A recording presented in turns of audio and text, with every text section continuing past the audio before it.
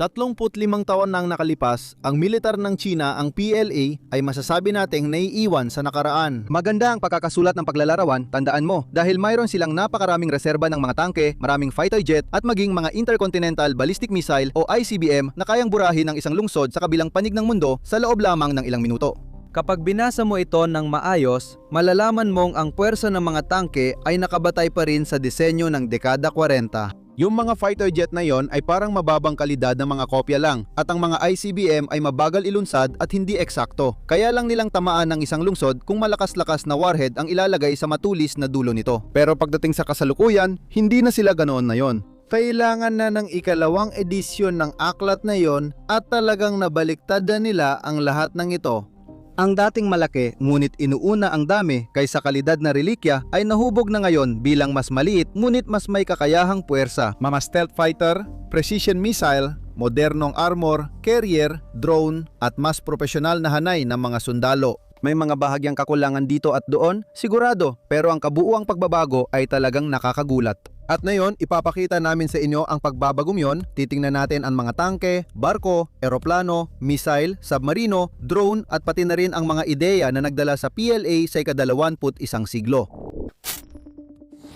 Ang pagkaunawa. Ngayon, maraming pagkakataon na nagpagising at nagpaisip ng malalim sa PLA. Ang tahimik na pagkatalo na naranasan nila noong 1979 at 79 digmaang Sino-Vietnam, ang 1975 hanggang 1976 crisis sa Taiwan Strait at ang pambubumba sa kanilang embahada sa Belgrade noong 1979 para bigyan ka ng ilang halimbawa na lahat sa kanilang sariling paraan ay nagpakita ng iba't ibang hindi komportableng katotohanan. Pero lahat sila ay natabunan ng matinding takot na dulot ng 1,971 Gulf War. Ngayon, TLDR, nung panahong yon, ang Iraq ay may isa sa pinakamalaking militar sa mundo, madalas ika-4 o ika-6 ang ranggo. Sanay sa labanan ang kanilang tropa dahil sa Iran-Iraq War at may malaking inventaryo ng armor at artilyera. Matapos salakay ng Iraq ang Kuwait noong Agosto 1970, sinuportahan ng US at mahigit 30 bansa ang depensa ng Kuwait at nilupig ang militar ng Iraq sa loob ng 43 araw. Isa-isang sinira, tangke sa tangke, ang kakayahan ng Iraq na makipagdigma, una mula sa himpapawid habang tuloy-tuloy na binomba ang command post, depensa sa himpapawid, lohistika, tulay at mga pangkat ng nakabaluting sasakyan. Pagkatapos, pumasok ang mga tropa para ihatid ang huling dagok at tumagal lang ng halos 100 oras ang opensiba bago bumagsak, umatras o sumuko ng maramihan ang malalaking formasyon. Ganun lang kabilis, kung gaano kabilis nagsimula, natapos na rin ang digmaan.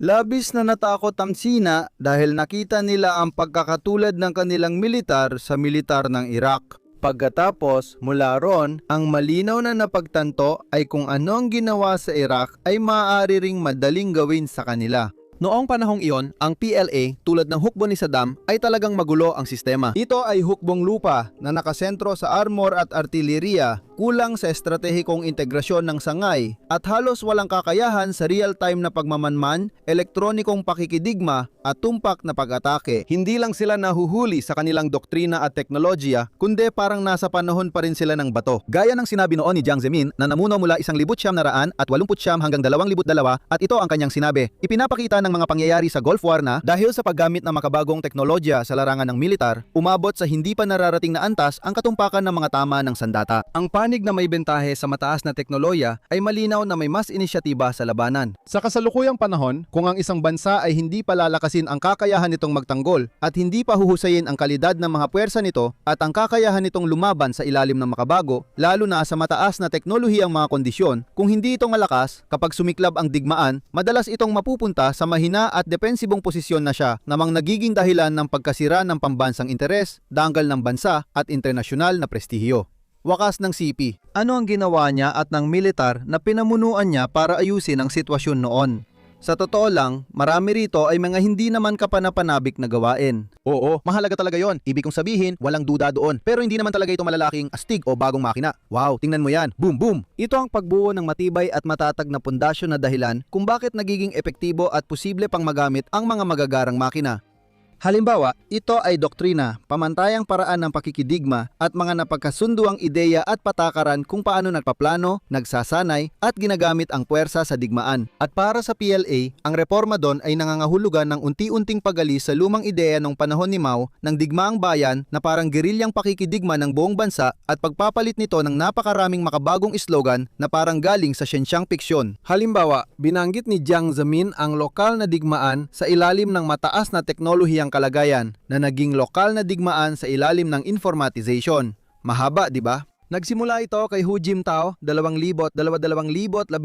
at naging informationized local wars sa ilalim ni Xi Jinping, Pangulo mula 2012 hanggang ngayon. Katulad nito, sa kanilang konsepto ng pinagsamang operasyon ng iba't ibang sangay ng sandatang lakas, ibig sabihin, ang mga pangunahing ideya na nagpapaliwanag kung paano dapat magsanipuwersa ang lahat ng sangay ng militar sa isang pinagsamang kampanya. Sa ilalim ng isang plano, ang pinagsamang operasyon ng iba't ibang sanggay ng militar sa ilalim ng mataas na teknolohiyang kondisyon ay naging pinagsamang operasyon sa ilalim ng kondisyon ng informationization na kalaunan ay naging integradong magkasanib na operasyon. Sa kabutihang palad, dahil ang informationization, hindi nga totoong salita yan, China. Siguro nakikita mo na ang kabuuang larawan na binubuo natin dito. Tinanggap na nila ang kanilang sitwasyon at unti-unting gumagawa ng paraan dito. Siyempre, may mga particular na hakbang na ipinatupad para matupad lahat ng yon. At ang una sa mga ito ay ang gabay na pang-estratehiyang militar para sa bagong panahon noong 1993 na nagbago sa postura ng PLA mula sa pagiging puwersa na nakatuon sa pagdepensa laban sa malaking panlupang pananakop tungo sa pagiging puwersa na kayang magpakita ng lakas sa mga kalapit na lugar ng China. Lumawak palalo ang saklaw nito sa pagdaan ng panahon dahil sa dagdag na white papers. Ang susunod na mahalagang tingnan ay ang China National Defense noong 2004 na nagsimulang ilahad kung paano Yung lintik na konsepto ng informationization na sobrang kinahumalingan nila ay talagang magkakatotoo na maaring ilarawan bilang mas kaunting tao na may mas magagarang kagamitan lalo na pagdating sa mas magagarang kagamitan sa komunikasyon. Lumipat tayo sa 2015 at nagsimulang itulak ng estratehiyang militar ng China ang isang partikular na pagtuon sa hukbong dagat ng People's Liberation Army o PLAN at sa hukbong panghimpapawid ng People's Liberation Army o PLAAF. Hiniling nila na ilipat ang plan mula sa makitid na depensa sa malapitang karagatan tungo sa kombinasyon ng depensa sa mga katubigang malapit sa pampang at proteksyon sa laot. At para sa PLAAF na nagbago mula sa teritorial na depensa sa impapawid tungo sa puwersang kayang magsagawa ng opensiba at depensa sa pinagsamang operasyon sa impapawid. Noong 2019 tinalakay ng China ang pagpapatupad ng estratehikong gabay militar para sa bagong panahon sa kanilang pambansang depensa. binuo sa paligid ng magkasanib na operasyon, kalawakan, cyber at ang Strategic Support Force. Lahat ng suportang nasa likod ng mga operasyong kailangan mo para sa isang makabagong militar na may kakayahang magsagawa ng precision strike sa madaling salita. At syempre, ang pundasyon ng lahat niyan, gaano man kalaki o kaambisyoso, ay pera. O mas tama, ang katotohanang may pera na ngayon ang China. Kita mo, nung panahon ni Mao, ang China ay walang ibang paraan para sabihin talagang sobrang hirap. At ngayon, hindi na talaga sila mahirap. Dahil sa mga reforma ni Deng Xiaoping sa sosyalismong may katangiang Chino at mga sumunod dito, mainam nang ilarawan ang halos lahat na yon. Gamitin ang martilyo bilang simbolo para sa lehitimasyon at maglatag ng bagong kontrata. Yayamanin ng tao kung papayag silang tumahimik at huwag kwestiyunin ang umiiral na kaayusan. Dahil diyan, ang China ay umangat mula sa GDP per capita na $300 at $20 noong 1900 at 70 tungo sa 13,300 noong 2024 at kabuuang GDP na 18.7 trilyon. Pinakamahalaga sa kwento natin na yon, kasabay din ng pag-angat ang depensa. Kahit itinakda ng Beijing ang opisyal na porsyento sa 1.5 hanggang halos 2% ng GDP, mabilis pa rin ang paglaki ng kabuuan kaya patuloy na tumaas ng malaki ang paggasta ng PLA taon-taon, minsang single digit, minsang double digit. Ayon sa State Council, ang huling military budget nila para sa 2025 ay nasa ilalim ng $250 bilyong ng US. Maaring umabot sa 300 bilyon kung isasama ang mga nakatagong bahagi sa ibang ministeryo ayon sa Center for Strategic and International Studies. At sa lahat ng yan, bilang mas malawak na konteksto at mas malaking larawan na maaaring kailanganin natin, na yon ay papasok na tayo sa talagang astig na bahagi. Ang mga makinang binibili ng China para iangat ang kanilang militar mula sa pagkakatingga ng militar nito noong panahon ng Gulf War tungo sa ika-21 siglo. Mga tangke at mga nakabaluting sasakyan. Magsimula tayo sa pinakapanalo sa lahat, ang mga tangke at syempre pati na rin ang iba pang mga nakabaluting sasakyan. Sa madaling salita, pagkatapos ng Gulf War, napakalawak talaga ng mga nakabaluting sasakyan ng PLA. Noong 1970, may humigit kumulang 8,000 pangunahing tangke ng labanan, MBTs, ayon sa Center for Strategic and International Studies. Karamihan sa mga tangke ay luma at halatang matanda, gaya ng Type 69 at Type 80. At ang mga yon ay halos bumalik sa Type 59 na kopya lang ng mga Chino sa Soviet T-54A. Pero hindi maganda ang gawa at tinanggal pa ang kalahati ng magagandang bahagi. Mga simpleng bagay tulad ng stabilizer ng pangunahing kanyon ng T-54A, infrared searchlight at gamit sa gabi. Bagamat inayos ang mga sumunod na Type 59, ganoon din sa kanilang mga sasakyan ng mekanisadong impanterya. Mayroon silang mga Armored Personnel Carrier o APC, pero hindi ito ganoon kaganda kung tutuusin. Ang Type 63 halimbawa ay talagang para lang sa China. Bata ito sa ideya ng Soviet BTR-50, manipis ang armor, amphibious at may espasyo para sa 10 sundalo. Pagdating naman sa Infantry Fighting Vehicles o IFVs, mga APC na may tamang armas, sa totoo lang, wala talaga sila noon. Nagbago naman yun agad nung 1972 nang ipakilala ang Type 86 na isang kopya ng BMP-1. Pero ang tinutukoy pa rin natin dito ay isang simpleng makina, manipis ang armor, katamtaman ng firepower at luma ang komunikasyon. Pero kahit papaano, may sapat na espasyo para sa 8 sundalo sa likod at may kalamangan din sa mobilidad dahil kaya nitong lumangoy sa tubig. Sa totoo lang, sobrang pinasimple ko na ito pero ilagay na lang natin sa ganitong paraan para makuha ang pangunahing ideya. Noong inilalagay na ng Beijing ang Thermograde BMP-1 nito sa serbisyo, meron ng BMP-3 ang Moscow na gaya ng pangalan nito, 2 henerasyon na ang layo pagdating sa mga pagbabago at pagpapabuti. Ngayon, habang ang ilan sa mga lumang sistemang yon ay nananatili pa rin sa mga unit sa laylayan at naghihintay ng kanilang kapalit. Gaya ng mga Type 88, isa pang ebolusyon ng Type 50 na nagsasanay sa Xinjiang noong 2021 ang kalidad ng kanilang mga armored vehicles ay mas malaki na ang naging pag-unlad sa kabuuan. Halimbawa nito ang Type 79, ang unang modernong MBT ng China na idinisenyo batay sa lahat ng malinaw na ipinakita ng Desert Storm na hindi na pwedeng mawala sa isang tangke. Makakita muna, makaputok muna, makatama muna, araw man o gabi habang gumagalaw at magawa ang lahat ng iyon bilang bahagi ng mas malawak na pinagsanib na puwersa. Kung paano nito nakakamit ang lahat ng yon, ayon sa ulat ay dahil ito sa pagkakaroon ng mga bagay tulad ng thermal sight na may laser rangefinder at dagdag pa ang kapaki-pakinabang na onboard auto tracker function. May independenteng 360 degree panoramic day at night sight para sa commander, kaya pwedeng maganap ng target ang commander habang abala ang gunner sa iba. Isang buong fire control stack na may digital ballistics computer, wind sensor, muzzle reference system, thermal barrel sleeve at ilagbabuto sa madaling salita. Ang dual-axis, stabilized na 100 at 25mm smoothbore na kanyon na may carousel autoloader ay nagpapadali sa 3 taong crew na patakbuhin lahat. Maayos ang onboard na impormasyon at komunikasyon, kumpleto sa radio suite, identification, IFF systems at onboard na pagproseso ng data. May survivability aids gaya ng electro-optical countermeasures, laser warning receiver at smoke launcher. Kahit may mga tanong kung gaano kaganda talaga ito, tulad ng kung magdudulot ba ng paglipad ng turret ang carousel autoloader. Katulad ng mga Ruso, tanong pa rin kung gaano kagaling ang Type 79 hindi kung magaling talaga ito. Alam na natin ang sapat tungkol dito para masabi na malinaw na hindi lang ito basta pinakintab na walang kwentang bagay na inilabas lang para magmukhang maganda sa harap ng kamera. Sa katunayan, kung may kitang-kitang problema man dito, ito ay makikita sa dami ng unit nito na aktual na magagamit.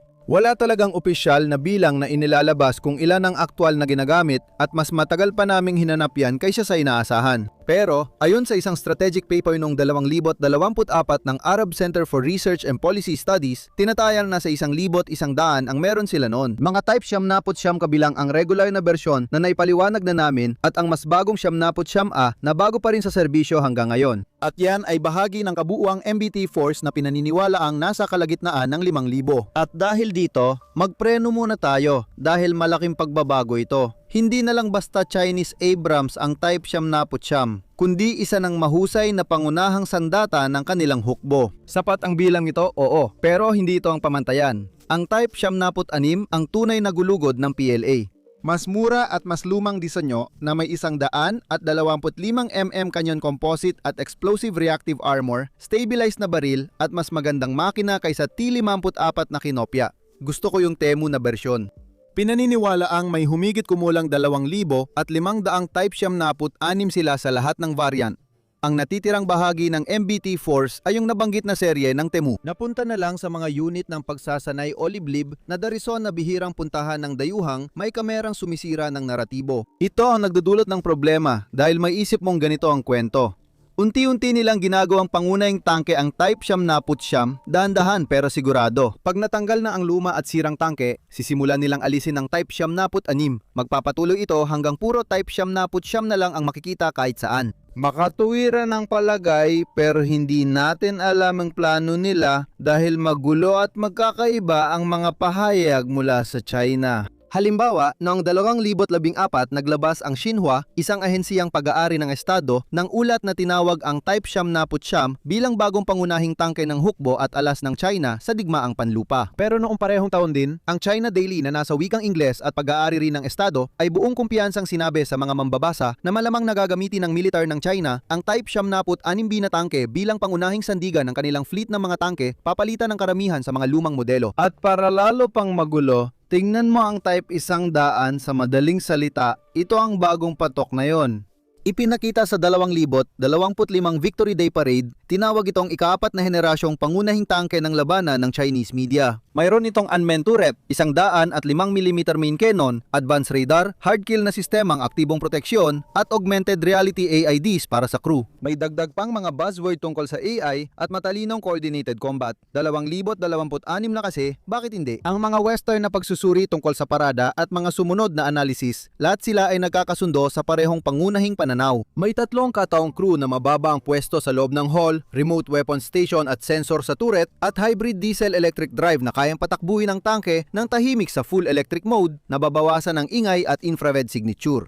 Diretsahan, di talaga natin alam kung ilan meron sila o gusto nilang makuha. Hindi sinabi ng Beijing at hindi pa lumilipas ang 1 taon mula nang ito ipinakita, kaya kulang pa tayo sa ebidensya para maghinuha. Pero ganun naman talaga ang sitwasyon ng Chinese MBT, hindi ba? Ang dami nilang tila maayos na kagamitan pero tahimik pagdating sa mga detalye. Sa awa ng Diyos, mas malinaw ang kalagayan nila sa mga nakabaluting sasakyang hindi MBT. Ang magaan tangkeng Type 15 halimbawa na nagsimulang gamitin nung huling bahagi ng 2018 ay isang tangke na ginawa dahil kalahati ng China ay puro bundok. Magaan ito, nasa 30 hanggang 35 tonelada mabilis dahil sa magaang bigat at 1,000 horsepower na makina, may modernong 105 mm kanyon na may autoloader at mahusay na optika. Kasabay nito, may iba't ibang sasakyan para sa mga sundalo na ngayon ay maasahan, tulad ng Type 4 na siyang pinakamahusay na IFV sa ngayon. Ipinakilala noong 1,900 at 79 na bigyan nito ang mekanisadong infantry ng China ng modernong katapat ng BMP-3 at Bradley. Isang truck amphibious chassis na may 2 tao sa turret, nakakabit ang 100 mm kanyon at 30 mm autocannon. May silid para sa squad sa likod at, higit sa lahat, may medyo makabagong fire control, thermals at radyo, kaya mahusay ang situational awareness ito. Samantala, ang Type 08 ay sagot ng PLA sa mga western na 8x8 na pamilya tulad ng Striker o Boxer. Nagsimulang gamitin noong bandang 2008 isa itong modular na wheel chassis na may iba't ibang bersyon, IFV na may 30 mm cannon turret, plain APC, command post, recon wagon at iba pa. Mahalaga rin, amphibious ito, kaya kaya nitong tumawid sa ilog at mababaw na baybayin ng madali. Hindi ito kaakit-akit pero tahimik nitong inililipat ang malaking bahagi ng magaan at katamtamang impanterya ng China mula sa luma at sirasirang mga truck papunta sa sasakyang kayang sumabay sa mga tangke sa kalsada at daanan at makaligtas sa bahagyang putok ng kalaban. Pagdating sa amphibious na sasakyan, tingnan mo ang Type 05. Para talaga ito sa Marine Corps ng People's Liberation Army Navy. Pinagsama-samang pangalan, di ba? China. Ito ay pamilya ng mabilis na amphibious assault vehicles na gawa sa isang katawan, tampok ang IFV variant na may 30 mm cannon turret at assault gun na may low recoil, 105 ME per kanyon. Pareho silang ginawa para sa bukas na tubig, kayang tumakbo ng mga 25 kilometro bawat oras bago patayin ng jets, umaakyat sa dalampasigan at dahan-dahang pumapasok sa lupa. Kung dati ay parang lumulutang lang ang luma nilang APCs, ang Type 05 ay nagbibigay sa Marines ng sasakyang kayang makipagsabayan, makipag-ugnayan at magbigay ng tunay na suporta sa baybayin. Imbes na parang pabigat lang na may machine gun, pwede pa nating ituloy. Maraming bagong sasakyan ang ipinakilala ng China mula Gulf War. Nakuha mo na ang punto. Mula sablay ng mga kopya ng T-50 up at lumang BMP-1 clones, naging hanay na sila ng mabibigat, magagaan, may gulong at amphibious na armor na ngayon ay akma na sa makabagong panahon. Oo, may ilang lumang kagamitan pa rin ginagamit sa mga gilid, pero bilang pangkalahatang tuntunin, walang duda na malayo na ang narating ng mga armored vehicle ng China. Eroplano. Malamang ang PLAAF ang sanay na pinakanatakot sa Gulf War dahil wala talagang pagtatalo roon. Bagamat hindi sila basta-basta o pangpapel lang na puwersa, ang kakayahan nila noon ay talagang napakahina kung ikukumpara sa pamantayan ng panahon na yon. Sa madaling salita, ang pagkakahiwalay ng Sino-Soviet noong dekada 60 kung saan nagkaroon ng alitan ang Moscow at Beijing tungkol sa mga detalye kung gaano kabagsik dapat ang komunismo ay halos tuluyang nagpahinto sa pag-unlad ng aerospace ng China dahil natigil na ang technological na tulong mula noon. Dahil dito, inabot sila ng 30 taon bago ang Gulf War sa pagsasayos at pagpapaayos ng mga iniwan sa kanila ng kanilang hilagang kapitbahay. Halimbawa, ang Soviet MiG-21 ay naging JP-2 na kalaunay sariling dinevelop bilang JP-2-1 at JP-2-2 at JP-2-H at iba pa. Ganon din ang nangyari sa mga tangke sa totoo lang. Kaya naman halos lahat ay naging Type 59 na hango o pinahusay habang ang mga Soviet ay nagpatuloy sa T-62 pagkatapos ay T-72 tapos T-80 at iba pa. May ilang pagsisikap na magsarili sa larangan ng abyasyon gayunpaman upang ibalik ito sa pinag-uusapan natin ngayon. Ang J-8 na parang Super MiG-21 ay inabot ng 11 taon bago mapasama sa serbisyo matapos ang unang test flight at ang unang bersyon ay wala pang look-down radar o all-weather capability. Sa halip, ang technical na detalye nito ay Mach 2 mga baril, mga pangunahing infrared na missile, isang radar na tanging sa direksyon lang ng ilong nakatingin at yun lang halos. Pinaganda pa nila ito pero kahit ang J-8 ay pinakamahusay noong Gulf War, wala pa ring look-down radar at di maasahan ang electronics. Nariyan din ang mga advanced na proyektong sumubok lumampas sa limitasyon noon, ngunit nabigo. Halimbawa na lang ang JCM. Nagsimula ang development nito noong 1964 bilang interceptor, isang bagong pandaigdigang pamantayan na kayang lumampas ng Mach 2.5 umakyat sa 23,000 metro sa loob ng 2 minuto at may modernong radar at iba't ibang impressive na missile. At wala ring nangyari dito dahil tuluyang itinigil ang programa noong 1980. Sa totoo lang, hindi nga sila nakagawa ng maayos na makabagong civil airliner nang hindi ito nagkakagulo. Ang pangunahing subok nila dito, ang Y-10 ay nakagawa lang ng 3 prototype units bago ito tuluyang itinigil noong 1984 dahil mas mura lang bumili ng mga banyagang eroplano at mas maganda pa ang mga iyon. At hindi pa kasama dyan ang mas malawak na kakayahan na wala talaga sila. Halimbawa, ang AWACS. Nilagyan nila ng malaking radar ang ibabaw ng Tu-4, isang hindi lisensyadong kopya ng B-29 mula sa Soviets na may ilang turboprop at tinawag itong KJ-1 na prototype. Kinansela ang pag-develop dahil sa vibration issues na di maayos. Tulad nito, di rin nila kayang makipaglaban sa eroplano na lampas visual range dahil wala silang missile. Wala rin silang kakayahan para sa precision strike o strategic strike, ang mismong uri ng kakayahang nagpadali sa mabilis na pagwasak sa militar ng Sudan. Pero ngayon, tapos na ang usapan dyan. Sila ngayon ang nangunguna sa mundo at posibleng may ikalawang pinakamahusay na Air Force pagkatapos ng Estados Unidos. Simulan natin sa pangunahing tampok. Ang J-20 ay isang twin-engine, 20 metrong all-weather stealth fighter na pumasok sa serbisyo noong 2017 at tinatayang may higit 300 unit ayon sa pagtataya ng kanluran. Sa ilalim ng balat nito, taglay nito ang mga bagay na tiyak na ikatutuwa ng mga inhinyerong Chino noong 1971. Malaking electronically scan array radar sa ilong, infrared search and track, iba pang passive sensor sa airframe, at maayos na glass cockpit para pagsamahin ang mga ito. Kayang magdala ng hindi bababa sa 4 na PL-15 missiles ang centerline weapons bay na may 200 km abot. Pwede rin lagyan ng armas ang mga pakpak kung hindi problema ang stealth profile. Hindi naman ito tulad ng MiG-21 na inayos lang, di ba? Totoo rin, mas advanced na ang mga modernong fighter ng China kaysa sa anumang ipinapalipad nila noong unang bahagi ng Siyam-na-Put-es. Ang J-10 ay single-engine multi-role na may ESA radar, helmet-mounted sights, PL-15 missiles at fully digital cockpit. Sa madaling salita, ito ay isang workhorse na kayang gawin halos lahat at pumunta kahit saan, habang ang twin-seat J-16 ay malaking strike fighter na may mahabang range at kayang magdala ng maraming precision-guided bombs at anti-ship missiles na ginagabayan ng modernong sensor at data links. Mayroon din itong tamang glass cockpit, hindi tulad ng kung anuman ang analog na kagamitang ito mula sa mga naunang mga modelo na hindi mo maintindihan kung para saan. At syempre, hindi natin pwedeng kalimutan ang mga strategic bomber, ang mga malalaking eroplano kung saan ang China ay isa lamang sa 3 bansa sa mundo na mayroon nito. Ang dalawa pa ay ang Rusya at Estados Unidos. Sa unang tingin, mukhang hindi ganong umusad ang China dahil ang kanilang strategic bomber na H-6 ay pumasok sa serbisyo noong 1969 at 69 bilang lisensyadong bersyon ng Soviet Tu-16 na lumipad noong 1952. Pero ito ang katotohanan. Lahat ng pangunahing strategic bomber na ginagamit pa rin ngayon ay may mga disenyo na sobrang luma na.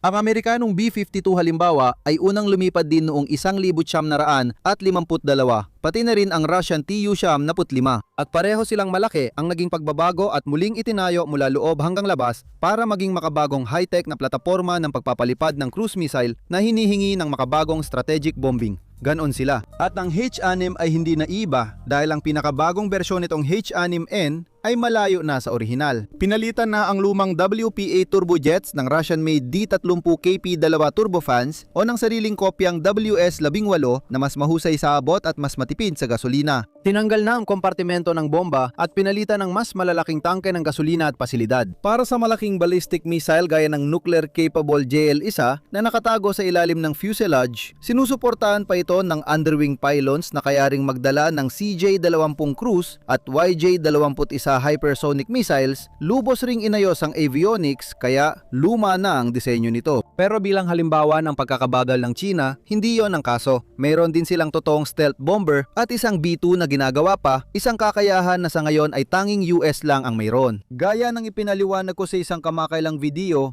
alam na natin ang lahat tungkol sa H-20 parating na ito.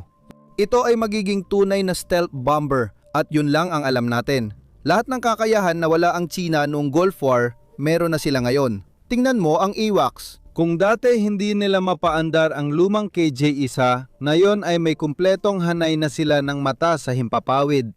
Malalaking IL-76 na base ng theater controllers sa KJ-2000, mas maliliit na turboprop na KJ-200 at KJ-500 para punan ang mga puwang at magbantay sa baybayin at ngayon pati career-borne na KJ-600. Magaganda ang lahat ng plataforma based sa impormasyong meron tayo. May strategic airlift na rin ang China dahil sa Y-20 una nilang sariling gawa na halos katumbas ng CD-7 transport. Kaya nito ang magdala ng humigit kumulang 60 tonelada ng kagamitan at hanggang isang type 79 MBT o dalawang type 15 sa intercontinental na distansya at pinaniniwala ang may mga 100 o ganoon karami nito ang China. Isang mahalagang kakayahan ang makapagpadala ng mga brigada ng tropa at armor sa buong Asya sa himpapawid sa halip na umasa sa kakaunting ekstrang IL-76 mula USSR, Ukraine at Russia. Nabanggit na rin natin ang tungkol sa labanan lampas sa visual range nang mabanggit natin ang PL-15 habang tinatalakay ang J-20 pero ang pagkakaroon nila ng kakayahang iyon ay higit pa sa pagkakaroon lang ng isang mahusay na missile. Mas mahalaga ang buong sistemang nakapaligid dito.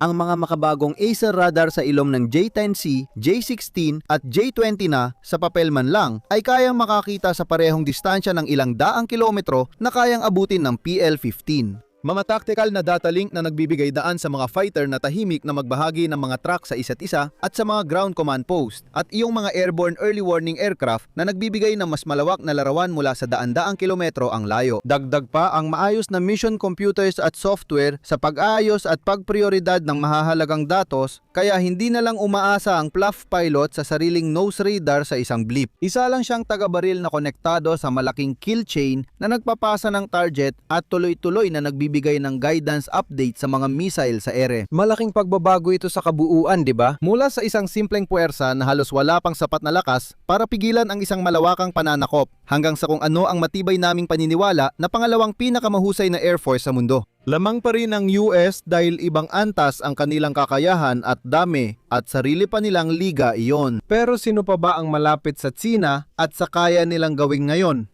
Wala, sila lang. Mga missile.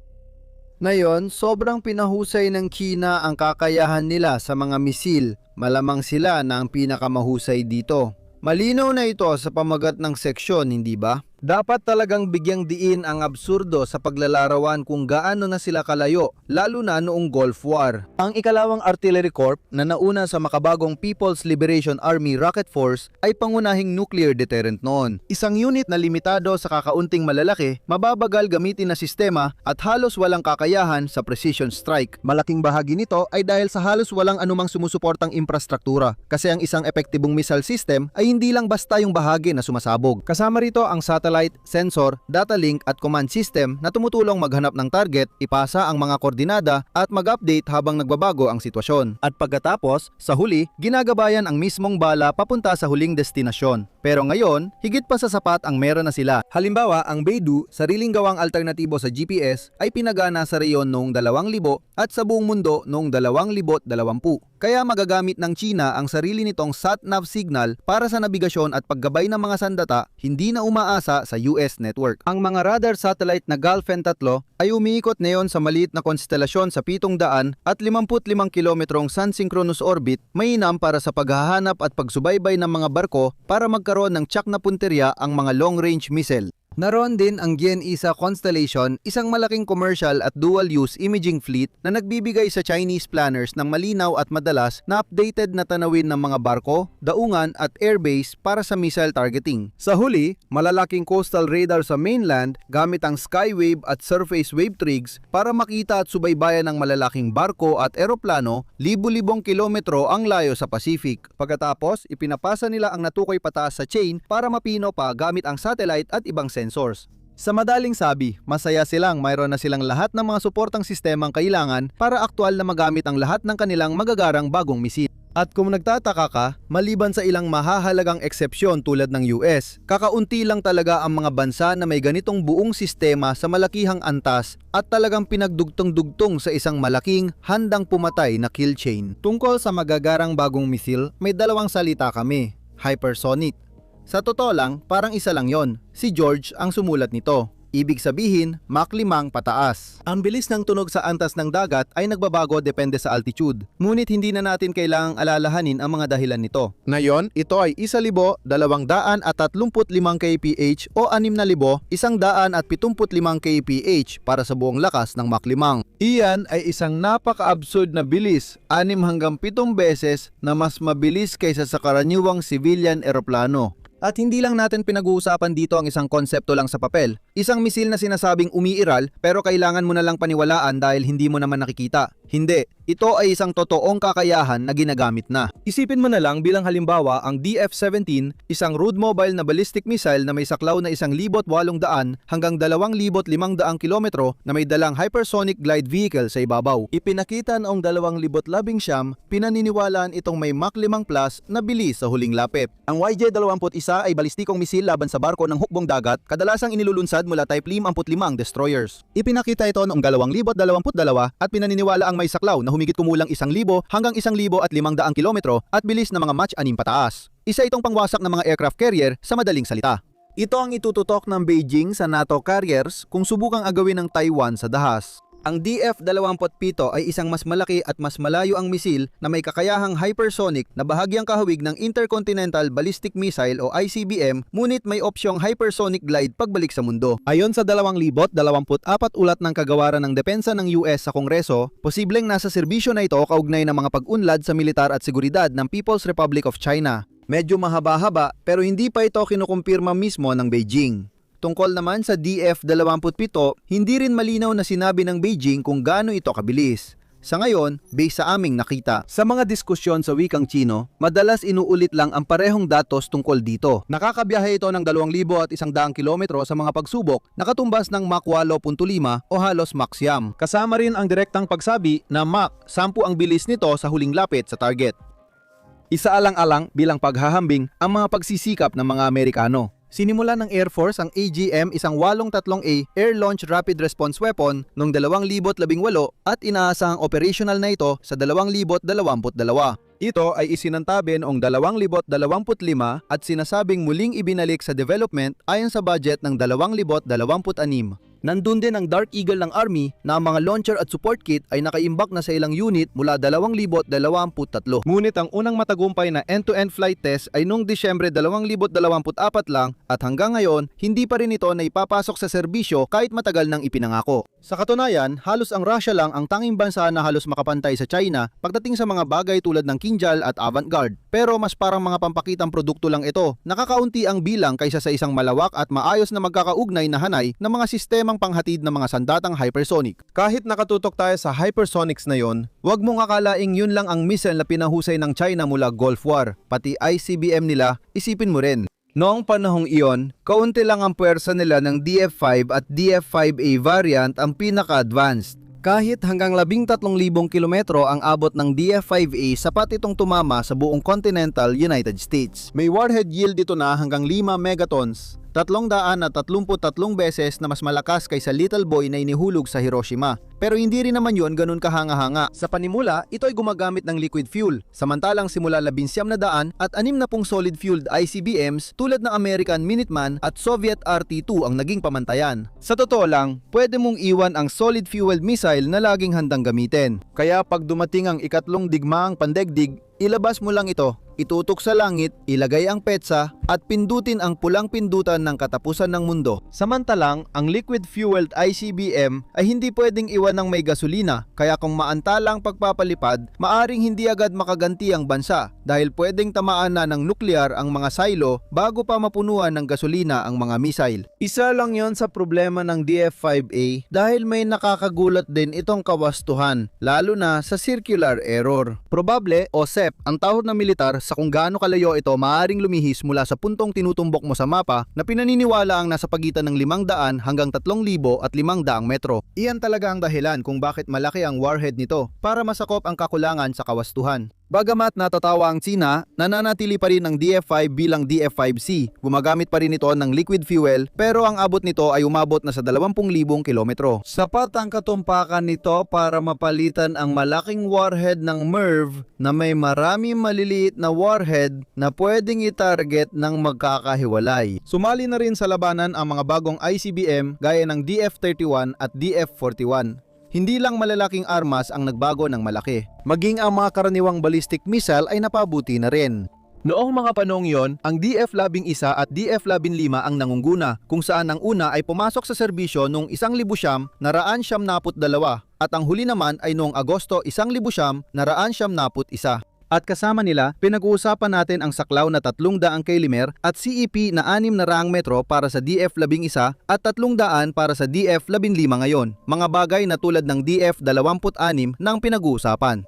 Mas umunlad ito sa mga nasusukat nating bagay, may saklaw na hanggang 4,000 kilometro at mataas na CEP dahil bago lang ito at unang ipinakita noong 2015. Umunlad din ito sa abstraktong katangian gaya ng maneuvering re-entry vehicle na mas mahirap saluhin kaysa sa simpleng ballistic re-entry body ng mga nauna. Kahit sabihin mong baka paputukan tayo balang araw, dapat pa ring bigyan ng kredito ang Beijing. Malaking pagbabago ito, hindi ba? Gaya ng sinasabi namin, matibay ang paniniwala naming sila ngayon ang nangunguna sa buong mundo pagdating sa mga misil.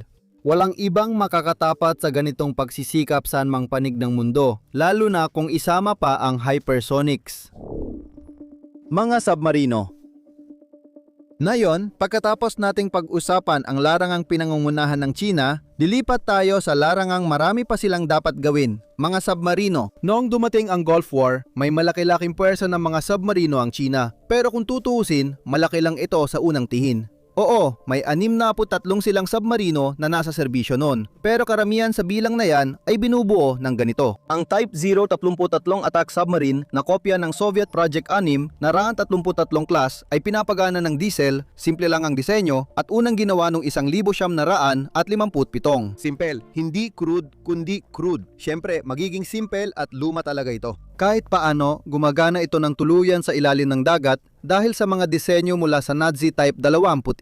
Meron din silang Type 35, isang pinahusay na bersyon ng Type 33. Iniwan nito ang lumang Project 6 na Raan 33 na may dalawang shaft at pinalitan ng mas malakas, mas mabilis at mas tahimik na single shaft drive. Kung iniisip mong maganda na yon para sa submarine, nung dekada 90, itigil na agad ang ideyang yon at linawin na hindi talaga. Ginamit ng mga Amerikano ang Los Angeles class bilang pangunahing attack submarine noon. Isang nuclear na submarine na kayang sumisid na malalim, tumakbo na higit 30 knots, may towed array sonars, tahimik, at kaya maglunsad ng Harpoon at Tomahawk missile sa lupa. Ang mga Soviet o mga Ruso, depende kung anong taon ng dekada, 90 ang tinitingnan mo, ay mayroon ding ganito. Ang Project Siam, naraan 71 class. Malaki, mabilis, nuclear powered, may advanced sonar, smart propeller, at mabagsik na kargamento ng torpedo at anti-ship missiles. Well, ang Beijing ay may mga nuclear submarines dahil meron nga sila sa attack subclass ibig sabihin. Katumbas sa papel ng Los Angeles at Siam naraan at 71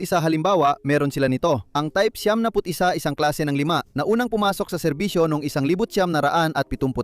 Ang problema, medyo palpak sila. Maingay, madaling mag-vibrate, simple lang ang sonar at armas at ang reactor nila, ganito na lang sasabihin ko. Lang mabigyan ng pagkakataon ang isa sa atin na silipin ang isa sa mga iyon sa Qingdao Naval Museum, pinili nilang magalang na tumanggi. Noong Gulf War, may ballistic missile submarine sila na kayang maglunsad ng nuclear na sumisira ng lungsod. Pero kapag sinabi nating ballistic missile submarine, hindi tayo tumutukoy sa isang klase lang. Hindi, ang tinutukoy natin ay isang unit lang sa serbisyo, ang Changzheng 6.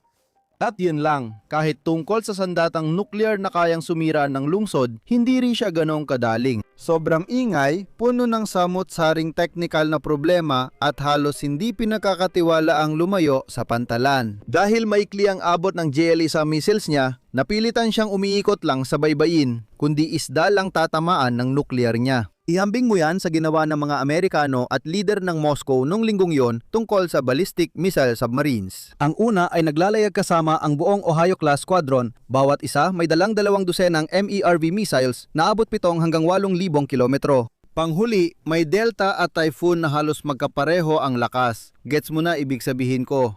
Mulay, hindi ito isang nakakatawang pagsubok mula sa Beijing noong panahon ng Gulf War, pero hindi rin ito may tuturing na pinaka-advance o namungguna sa mundo. Noon, ang Mighty Force ay medyo mas magaling lang kaysa sa karaniwang Brown Water Force. Hindi kayang magpalawak ng puwersang militar nito sa ibang bansa anumang makabuluhang paraan. At ngayon, sa totoo lang, tulad ng sinabi natin sa simula ng kabanatang ito, marami pa rin silang kailangang pagdaanan kung magiging tapat tayo, pero malayo na rin ang narating nila kumpara nun. Halimbawa, wala na ang mga Type 33 at museo na lang matatagpuan ang natitirang barko. Patuloy ginagamit ang Type 35 bilang pansamantalang dagdag habang gumagawa ang Beijing ng mas magagara at makabagong disenyo. Pero sila ay malaki ang naging pag-upgrade para kahit papaano ay mapanatili silang kompetitibo. Ang Type 35G ay nilagyan ng bagong fire control system para magamit ang modernong wire-guided anti-submarine torpedoes, hindi lang yung dati at diretso lang ang putok na torpedoes. At pagkatapos, ang 35B ay mas pinahusay pa ito sa pamamagitan ng pagdagdag ng tube-launched na anti-ship at land attack cruise missile sa kanilang kakayahan. Oo, ang Type 35 ay submarine pa rin mula 1,950 dekada. Pero isipin mo ito parang resto-modded na klasikong kotse. Hindi man kasing ganda ng mga modelo kahapon, pero sapat na ito para hindi ka ma-stress at malagas ang buhok. Kung usapang pagkalagas ng buhok mo, malaki na rin ang inunlad ng Sina sa larangan ng mga submarinong nuklear. Isipin mo na lang halimbawa, ang Type 73 attack submarines na siyang gustong maging ng matatandang Type 71. Totoong mga nuclear hunter na may hull, flank at towed array sonars. Mas tahimik at mas malakas ang firepower dahil sa modernong heavyweight torpedo, long-range cruise missiles tulad ng YJ-12 family at vertical launch cells sa mga sumunod na bersyon. Narito ang Type 74 ballistic missile submarine. Mas malayo ang nararating at mas tahimik ito kaysa Changzheng 6. Kahit sinasabi ng Western analyst na mas maingay pa rin ito kaysa sa modernong American o Russian na katumbas. At imbes na nakadaw JL-1, may dala silang 12 JL-2 sa mga naunang barko at JL-3 naman sa mga mas bago. Ang JL-2, kung nagtataka ka, ay karaniwang kayang magdala ng malaking warhead o maraming maliliit. MERV ang estilo. Ang JL-3 ay pinaniniwala ang may parehong kakayahan, ngunit mas pino ang pagkakagawa. Pero nananatili lang itong mga pinag-aralang hula dahil nakakagulat, maniniwala ka bang hindi ipinahayag ng Beijing ang eksaktong mga loadout para sa atin? Sayang naman ano? Paparating na ang susunod na henerasyon ng nuclear attack submarine nila, ang Type 75. Hindi pa malinaw ang detalye pero klaro ang direksyon ng kanilang pag-unlad. Ang pangunahing attack submarine ng mga Amerikano ay Virginia class. Tahimik, may mahabang abot, puno ng mga sensor at cruise missile at ang Type 75 ay parang Virginia na may katangiyang Chino. Mas malapad ang katawan para maitago ang mas maraming kagamitan at mapanatiling mas tahimik at mas malaki ang bilang ng vertical launch cells. Dayunpaman, gaya ng sinasabi natin, bagamat ito ay tiyak na malaking pag-unlad kumpara sa meron sila noong Gulf War, may mga bagay pa rin kailangang ayusin dito. Sa tingin ko, submarino ang pinakakailangang bigyang pansin sa PLA. Pagkatapos, may issue ng Type 30 A, B at C serye na mga bagong klase ng diesel submarine. Maganda sila para sa mga diesel submarine dahil sa air-independent propulsion, tahimik sila at sapat ang itinatagal sa ilalim ng tubig. Pero mga diesel submarine pa rin sila. Sabi nga natin, dahil tinaasan ng US ang pamantayan, hindi na sapat ang diesel para sa nangungunang submarino. Isaalang-alang din ang aktual na bilang. Depende sa mga pinagkukunan at sa eksaktong taon na binibilang mo, karaniwan sa mga open source na talaan ay inilalagay ang China sa humigit kumulang 60 na kabuuang submarino, kabilang ang mga 6 na Type 74 at isang mas mababa sa 10 submarinong pang-ataking nuklear habang ang natitira ay mga diesel. At kahit na hindi naman masama yon, ang UK ay may 9 na submarino. Ang India ay may 18, wala ng pagtatalo dyan. Wala ito kumpara sa US at Russia. Ang una ay may 67 at lahat ay nuclear at ang huli ay 50 hanggang 60, karamihan ay may reaktor, mas marami kaysa fleet ng China. Sa madaling sabi, malaki na ang progreso ng China sa ilalim ng dagat pero hindi pa rin ito namungguna sa mundo sa larangang ito. Wala nang pagtatalo dyan.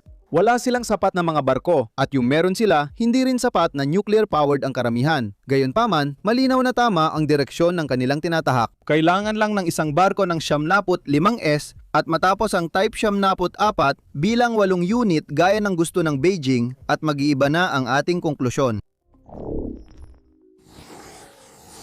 Mga drone. Bagamat nagsisimula pa lang ang mga drone noong Gulf War, ginampanan pa rin nila ang kanilang papel. Halimbawa, ang RQ-2 ay maliit na reconnaissance UAV na inilunsad gamit ang catapult at dinevelop ng mga Amerikano at Israeli. Ginamit ito ng mga barkong pandigma gaya ng Missouri at Wisconsin para gabayan ang 16-inch na bala sa mga posisyon ng Iraqi sa baybayin at napasuko pa nila ang buong Iraqi garrison sa Falachar Island sa pamamagitan ng pag-hover sa itaas. Unang beses sa kasaysayan na pinaniniwala ang sumuko ang mga sundalo ng direkta sa isang drone na nagpapakita ng antas ng global drone tech noon, magaling para sa pagmamanman. At yun lang talaga, pero ang Sina, hindi pa nga nila ginagawa yun noon. Dalawa lang ang drone nila nakapansin-pansin nung panahon na yun.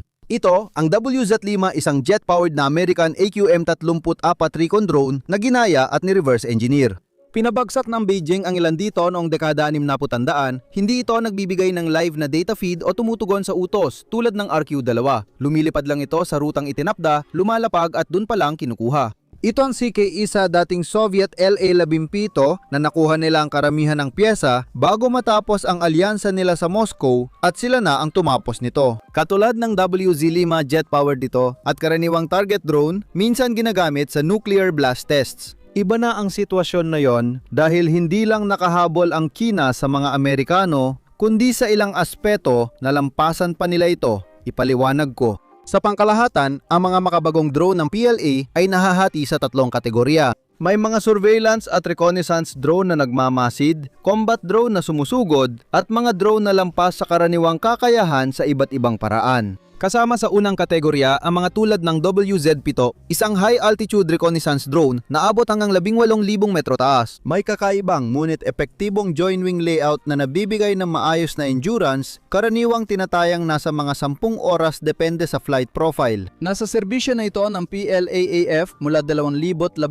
sa tingin namin dahil may mga airframe na nakita sa satellite imagery sa Tibet, sa Hainan at sa malapit sa hangganan ng North Korea. May naval variant na rin ito mula 2023 kadalasang makikita sa silangan ng bansa at South China Sea malapit sa Taiwan. Bukod sa pangkalahatang pagsisiyasat, ang trabaho nito ay mangolekta ng radar at electronic transmission sa malalawak na lugar, magpadala ng targeting data sa mga long-range missile at kumuha ng larawan at video. Medyo malaking pag-angat mula sa lumang WZ-5, hindi ba? Kung lilihis ka ng kaunti pero nasa parehong kategorya ka pa rin, makikita mo ang mga bagay tulad ng BZK-5-0-05, isang pangunahing workhorse na medium altitude long endurance. May satellite link humpito sa likod at electro-optical turret sa ilalim at unang ipinakita ito sa Zhuhai noong 2006 at ngayon madalas makita sa mga outpost gaya ng Woody Island sa South China Sea. Ang performance nito ay nasa gitna, lumilipad sa 8,000 metro ng higit 30 oras tahimik na nagpapadala ng live na larawan kung sino ang naglalayag o lumilipad at kung nasaan sila. May TB001 din na kapareho ang pangkalahatang katangian. Pagkatapos, lilipat tayo sa mga attack drone. Dito, pinakamahalaga ang Winglong at Rainbow series, mga sagot ng Sina sa Predator at Reaper drones ng US. Maasahan ito, hindi man nagtatala ng record o nagbubukas ng bagong landas, pero dumarating, kumukuha ng malinaw na larawan, nagpapasabog ng ilang target ng sapat para hindi mainis ang mga nagbabayad ng buwi sa China at umaalis na lang. Halimbawa, ang Winglong 2 ay turboprop drone na may 20 metrong wingspan, 6 na hardpoints, mahigit 30 oras na endurance at kayang magdala ng AR-1 at AR-2 guided missiles at ilang maliliit na precision bomb. Nakikita mo ang ibig naming sabihin, karaniwan lang ito. Sa madaling sabi, Predator drone lang ito na ibang pangalan. Ang CH-4 mula sa Rainbow series ay ganoon din pero mas malaki ng kaunti. Isang Reaper lang din ito na iba pangalan. Kayang magdala ng 345 kilo ng armas sa 6 na pylons, may 30 hanggang 40 oras na endurance bilang recon at makakapagpaputok ng missile mula 5,000 metro lagpas sa abot ng karamihan sa magagaan na air defense.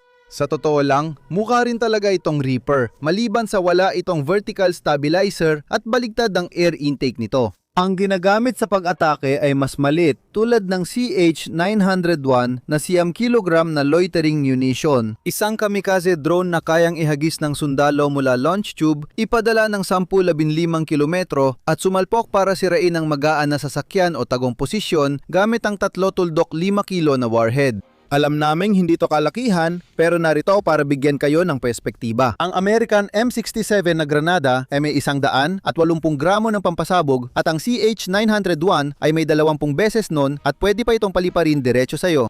Kaya hindi na siya mukhang mahina, di ba? Totoo rin na pwede silang ilunsad mula sa mga rack na nakakabit sa truck na may mahigit 40 unit sabay-sabay sa malaking alon, lalo na para lusubin ang buong pinag-aagawang lugar. Talagang nakakakilabot kung tapa tayo. Sa huli, mapupunta tayo sa mga kapanapanabik na bagay, mga estilong Jerry Anderson, mga nagtutulak sa hangganan gaya ng mga drone na sumusubok sa limitasyon ng unmanned aerial vehicle. Isa lang alang ang boto namin para sa Madis, ang GJ-11, isang stealth flying wing na may internal bay na puno ng sandata, unang lumipad 2013 at opisyal ng nasa serbisyo ayon sa estado ng China. Kaya nitong umatake at kumuha ng larawan ng mga target sa lupa at malamang ay hindi makita ng radar. Pero nililinaw naming malamang lang ito dahil wala pang konkretong ebidensya ang China na nagpapakita ng tunay na stealth capability nito. Gayunpaman at dito na nagiging talagang kakaiba, sinasabi rin na kaya nitong umatake hindi lang sa mga target sa lupa kundi pati na rin sa mga target sa himpapawid. Nakakabaliw ito, lalo na't na yun lang sinusubukan ng mga Amerikano ang guided missile sa Reaper para self-defense at limitadong air-to-air strikes. Kaya rin itong maging loyal wingman daya ng tawag ng Chino. Isang semi-autonomous attack dog na lumilipad sa unahan ng man-fighter, madalas ipinapakitang ka-team ng 2-seat J-20 sa state-approved CGI. Sumasalo ng missile, nagjajam ng radar, nagdadala ng dagdag na sensors at kayang magpaputok ng sariling arma sa target na itinuturo ng piloto sa mothership. Talagang nakakabaliw ang mga bagay na to. At sa huli, narito ang WZ-8, ang mabilis, na sinasabing kayang umabot ng Mach 3 pinapagana ng rocket at tila kayang maabot ang taas na 50,000 metro o kalahati ng layo papuntang kalawakan. Mga 5 beses na mas mataas kaysa sa eroplano kapag nagbabakasyon. Ginagamit na raw ito mula 2019 at tingin namin ay purong recon platform ito dahil nakakagulat na hindi pa sinasabi ng Beijing ang lahat ng detalye. Bilang dagdag pa, ganun kaseryoso ang China sa mga drone na inilunsad nila ito noong Disyembre 2024 ang Sichuan. Tinawag siya ng Beijing na amphibious assault ship na totoo naman, pero hindi nito nabibigyang diin ang mahalaga at revolusyonaryong bahagi ng disenyo niya. Ang katotohanan na siya ang kauna-unahang tunay na drone carrier sa mundo. Ibig sabihin, sadyang ginawa siya mula sa umpisa para sa ganitong layunin. Hindi pa siya opisyal na naipapasok sa serbisyo sa oras ng pagsulat nito dahil kasalukuyan pa siyang sumasailalim sa sea trials. Pero malinaw na ipinapahayag ng Chinese state media ang mga kakayahan niya sa hinaharap kung saan binanggit ng isang artikulo ng Xinhua na siya ay dinisenyo upang magdala ng 12-12 na mga helicopter at drone sa kanyang mga hangar at deck. May pangunahing tampok itong electromagnetic catapult at arresting gear na para sa fixed-wing unmanned aircraft. Tulad ng sinabi pa ng Global Times sa kanilang ulat tungkol sa paglulunsad ng Sichuan, siya ang kauna-unahang barko ng kanyang uri sa buong mundo. Isang hybrid assault ship at drone carrier na may catapult para maglunsad at magpabalik ng lahat mula sa malalaking stealth attack drone hanggang sa long-range reconnaissance UAV. Nagbibigay ito sa Navy ng kakayahang magpalipad at magbalik ng maraming combat at recon drones sa isang barko parang carrier, hindi lang dagdag sa tradisyonal na helicopter assault ship. At si Sichuan ay nagsisilbi ring mahusay na sentro para sa huling bagay na gusto naming talakayin sa kabanata, kung paano ang mga pagsisikap ng ibang bansa sa drone ay naihahambing dahil gusto talaga naming bigyang diin kung gaano kahusay ang ginagawa ng China dito. Dahil may mga drone ship din ng ibang bansa gaya ng Anadolu ng Turkey at sa katunayan, nauna pa siya kay Sichuan. Nagsimula siya bilang isang amphibious assault ship na gaya ng Juan Carlos Deferted na balak ng Ankara na paliparin ng F-35BS. Nagpasya si Pangulong Erdogan na bumili ng Russian S-400 kaya tinanggal ng Washington ang Turkey sa F-35 program. Dahil dito nawalan ng mga jet ang Anadolu. Buti na lang, magaling din ang industriya ng drone sa Turkey kaya nagpasya silang sumugal. Isentro ulit ang lahat sa paligid ng Bayraktar TB3 at ng jet-powered Kazalma at gawing pangunahing tampok ang abyasyong walang piloto. Nang makomisyon ang Anadolu noong 2023 natuwa ang Ankara na tawaging ito ang kauna-unahang drone carrier sa mundo na talagang nakalaan para sa mga drone. Na totoo naman, pero ang Sichuan talaga ang unang itinayo para sa drones mula simula. Meron ding Iranian Shahed Madavi at Shahed Vahman Bagheri kung sila ay naipalububog na sa oras ng paglalatala.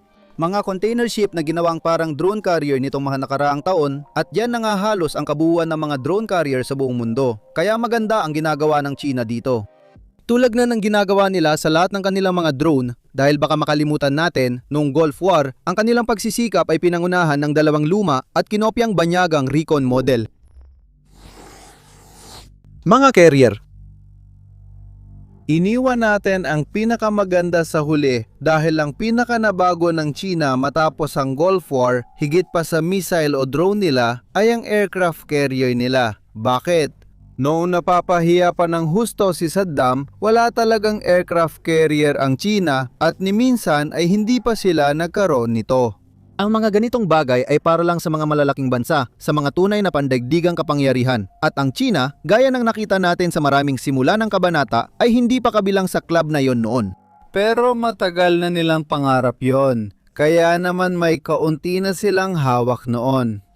HMAS Melbourne, isang aircraft carrier ng Australia na pumasok sa serbisyo noong 1955 at 55 na binili nila noong 1985 at 85 para lang ipatapon sa scrap, syempre.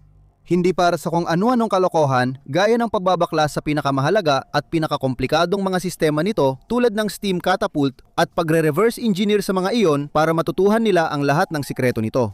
Pero hindi yon ang dahilan, scrap metal lang talaga ang gusto nila. Pagkatapos ng Gulf War, saka lang nila sineryoso ang modernisasyon ng militar at nagsimula ng unti-unting pagsubok sa aircraft carrier. Malayo pa rin sila sa aktual na paggamit ng carrier, syempre. Komplikado ang mga makinang ito, pero magandang panimula na hindi naman nakasama sa kanila. Nagsimula silang bumili ng mas maraming luma at sira-sirang carrier matapos bumagsak ang Soviet Union at may mga tao na halos ipinamimigay na lang ang mga ito basta't mangako kang scrap at hindi gagamitin sa masama. Ang Minsk, isang lumang Kiev-class carrier ay inalis sa serbisyo ng Russia noong 1973 at ibinenta bilang scrap noong 1975. Sunod ang Kiev, pangunahing barko ng klase na inalis sa serbisyo noong 1973 at ibinenta noong 1976. Sa huli, ang Varyag ay isang Kuznetsov class na inilunsad noong 1988 ngunit iniwang 68% tapos nang bumagsak ang Soviet Union. Sa huli, napunta siya sa China noong 2002. Hanggang ngayon, hindi pa rin tahasang inamin ng Beijing ang kanilang panlilinlang noon. Pero paminsan-minsan ay nadudulas din ito, gaya ng maliit na bahagi ng isang artikulo noong 2011 na isinulat, inedit, nirepaso, sinensura at inilabas ng State Administration of Science, Technology and Industry. CP, noong 1980, binaklas ng China ang retiradong HMAS Melbourne ng Australian Navy at dito sila nakakuha ng pangunahing kaalaman sa paggawa ng aircraft carrier. At ang maliit na linyang iyon ay dumaan sa maraming mata, sinuri ito bago mailathala at bawat isa sa kanila ay may kaakibat na taong alam ang totoong nangyari. Kaya kinukuha nila ang mga carrier para i-reverse engineer at tingin namin may ilang tao sa China na pahamak ng husto dahil dito. Kahit gusto pa naming ikwento ang iba pa nilang kwento na puno ng kakaibang pangyayari at baluktot na kasunduan, isa lang muna ang tututukan namin ngayon, ang Varyag. Binigyan niya ng tsansa ang Beijing. Nagamit nila ang lahat ng natutunan hindi sa mahirap na pagbuo ng bagong aircraft carrier mula simula, kundi sa pagtatapos ng hindi pa tapos na gawa ng iba. 68% nayari na noon. Totoo, ginawa nga nila ito. Si Liaoning, na ngayon ang tawag dito, ay opisyal na naging bahagi ng People's Liberation Army Navy plan noong Setyembre 25, 2012. Dapat bigyan ng kredito ang China rito. Hindi man ito Nimitz-style supercarrier, pero mahusay at kapuri-puri ang pagkakagawa nila. Habang pumalaot si Liaoning bilang modernong Kuznetsov class na may short take-off at arresting gear, barkong may ski jump sa unahan para sa paglipad at panghinto ng eroplano sa paglapag, at karamihan sa combat system ay gawa ng Chino. Ginamit niya ang karaniwang steam turbine at hindi nuclear, at karaniwang kargamento ay 24 J-15-10Z-18 at 2 Z-Siam sa loob. Naiintindihan mo na ba ang ibig naming sabihin? Hindi ito makabagong teknolohiya, pero lehitimo at gumaganang carrier ito. Malaking bagay ito dahil iilan lang ang bansang may ganito. Lalo itong mahalaga pag naalala mong kapatid na barko ito ng Admiral Kuznetsov. Para sa hindi nakakaalam, sa madaling sabi, pinatakbo lang ito ng independyenteng Rusya ng pasang-awa hanggang 2017. Simula noon, nakadaong na lang ito at laging pinapantala ang pagbabalik serbisyo. Pero paano naman ang China? Ano na ang gagawin nila ngayon na napatunayan nilang kaya nilang gumawa ng aircraft carrier basta't may gabay? Siyempre, gumawa ng isa na wala ng gabay. At sumunod ang Shandong na formal na pinasok sa serbisyo noong 2019. May ilang pagbabago siya, pero sa totoo lang, panibagong Liaoning lang siya na gawa ng China mula umpisa hanggang dulo. Madali lang. Na yung kaya na nilang gumawa at magpatakbo ng carrier, ginawa ba nila ang A, manatiling konserbatibo, at gumawa ng mas maraming Liaoning at Shandong? O B, nagpatuloy ba sila? Mas malaki, mas marami at sabihin na natin, isang super carrier. Sa huli, ikinaginhawa ng mga YouTuber sa buong mundo na sabik sa hype na pinili nila ang B. Hindi naman sila nagmadali rito. Sa carriers, para nagsisimula pa lang silang maglakad, habang ang super carrier ay mabilis nang tumatakbo. Kaya sa halip na malagay sa panganib, pinili nilang unti-unting subukan sa paggawa ng halos super carrier na Fujian. At ano ang nagpapasuper sa kanya? Siya ang kauna-unahang Chinese carrier na gumamit ng catapult. Si Melbourne ay magiging proud at mayroon siyang patag na deck imbes na ski jump na rampang gamit ng mga mas matatandang kapatid niya, ibig sabihin kaya niyang magpalipad ng mga eroplanong fully loaded. Dahil sa halos 80,000 tonelada ang displacement nito, kaya nitong magdala ng mas maraming eroplano, 60 hanggang 65 ayon sa Chinese source, kumpara sa mga kapatid nito. Mahalaga rin, lahat maliban sa 10 ay fixed-wing na eroplano, di tulad ng proporsyong 2-3 ng mga eroplanong fixed-wing kumpara sa mga helicopter na naisasakay ng Liaoning at Shandong 2. Pagdating sa kung bakit hindi pa super ang Fujian, isa lang talaga ang madalas banggitin ng mga tao. Hindi ito nuclear-powered. Huwag mag-alala dahil gaya ng nabanggit, maingat at dahan-dahan pumapasok ang China sa Super Carrier Club. Mukhang ang susunod, ang hindi pa pinapanggalan ng Type 004 ay magiging ganun na. Pinapagana ng energyang nuklear, may bigat na 120,000 tonelada kaya maglaman ng 100 sasakyang panghimpapawid at may hanggang 5 catapult ayon sa karaniwang bilang. At iyan, kahit paano mo patingnan, ay isang super carrier. Hati ang opinyon kung ano ang susunod na mangyayari, pero karamihan ay naniniwala na kapag naabot na ng China ang pinakamataas na kaya nilang gawing sa isang carrier, darating na ang isang klase ng 6 na Type 004.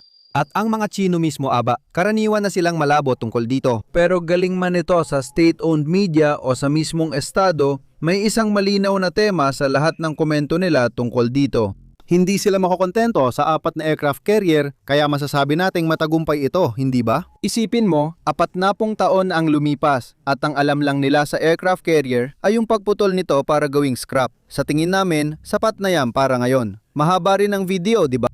Marami pa sana kaming pwedeng pag-usapan at may ilang bahagi ring hindi na isama sa episode na ito. Para mabigyan kayo ng ideya ng direksyon, pati na tagumpay at kabiguan, sapat na ang ipinakita namin na yon. Nakikita natin na ang direksyon ay pagpapabuti, hindi pag-stagnate o pag-urong at kamangha-mangha ang kabuuang pag-unlad. Sa loob niyan, may mga particular na larangan na tunay na nangungguna na sa buong mundo. Halimbawa, ang mga misil at drone, habang ang iba ay naiangat na para makipagsabayan sa malalaking bansa tulad ng mga tangke at manned aviation. At ang iba, kahit may kakulangan ay nagpakita pa rin ng kahangahangang pag-unlad lalo na ang mga submarino. Sa kabuuan, wala nang kahit isang bahagi ng PLA na masasabi nating sadyang luma o labis na napabayaan. At hindi na masama yun, hindi ba? 35 taon nang nakalipas, napaniwala si Margaret Thatcher na kalokohan ng pilit panatilihin ang Hong Kong at ginugon ng kanilang general ang Gulf War sa pag-alala kung paano sabihing sumusuko ako sa Amerikano. Hindi ibig sabihin na wala ng problema maliban sa ilang kailangang ayusin na kagamitan dahil meron pa rin. Kasama rito na wala pang miyembro ng PLA ang tunay na nakaputok ng arma sa aktual na labanan. Ibig sabihin, may mga division ng sundalo na kailangang tanggapin na totoo. May tao silang pinupuntirya. Huwag ka nang mag-atubili, unahan mo silang patumbahin bago kanila mauna. May mga buong division ng mga sundalo na natutong gamitin ang lahat ng kanilang magagarang kagamitan sa kontroladong tensyon ng isang ehersisyo at hindi pa handa sa hindi mapapantayang tensyon ng totoong labanan. May mga buong division ng mga sundalo na hindi pa kailanman kinailangang manatiling kalmado habang pinapaputukan at natatalsikan ng mga piraso ng katawan ng mga kasamahan nila. Sa totoo lang, halos walang may karanasan sa labanan. Zhang Yoxia, Yu Zhenli, at Wang Haijiang. Sila lang halos ang mga nakatataas na opisyal na alam nating may karanasan sa labanan, lahat sila ay lumahok sa digmaan ng China at Vietnam noong 1979. Sa mababang ranggo, may maliit na grupo ng mga opisyal at NCO mula sa mga sagupaan sa hangganan ng India noong 2020, ilang peacekeeping veterano na napilitang gumamit ng armas at yun lang. At pagkatapos, mayroon pang mga mas nakakainip pero kasing seryosong mga problema. Pinag-uusapan natin ang korupsyon na hindi talaga nawawala kahit ilang mataas na opisyal pa ang makitang nakaposa sa TV. Pamumunong nakatuon sa top-down micromanagement at pagsunod sa utos ng partido, mas takot ang opisyal mainis ang partido kaysa mawalan ng oportunidad. Maganda ang mga sistemang logistika sa paglilipat ng kagamitan sa China, pero nagiging sagabal kapag malalaki at komplikadong operasyon na gaya ng sa tabing dagat o Indian Ocean. Gayunpaman, napakalaking pagbabago talaga sa kabuuan. At gaya ng nakita natin sa buong episode sa mga bagay tulad ng Type 100 MBT at Type 004 carrier, mukhang hindi nila balak bumagal o tumigil sa kanilang ginagawa sa lalong madaling panahon. Salamat sa panonood.